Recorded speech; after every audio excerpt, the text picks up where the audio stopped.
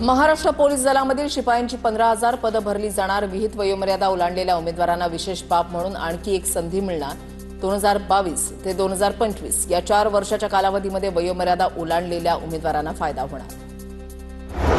दिल्ली राष्ट्रीय राजधानी क्षेत्रातच फटाके बंदी का लागू करण्यात आली? सर्वोच्च न्यायालयाकडून सवाल उपस्थित। स्वच्छ हवेचा अधिकार दिल्ली एनसीआर क्षेत्रापुरताच मर्यादित नको।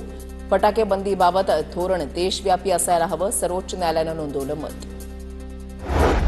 राज्यामधील खरीप हंगामामधील तब्बल 1,45,44,721 हेक्टर क्षेत्रावर पेरणी पूर्ण। जवळपास 2,50,465 हेक्टर क्षेत्रावर ऊस लागवड। मागील वर्षाच्या तुलनेमध्ये तब्बल 99% पेरणी पूर्ण।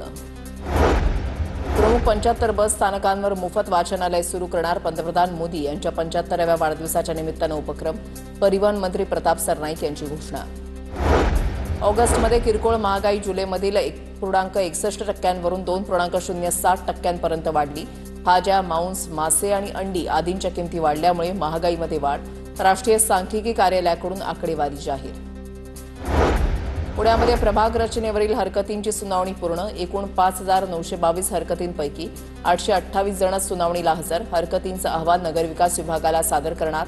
30 ऑक्टोबर दरम्यान अंतिम प्रभाग रचना प्रसिद्ध होणार।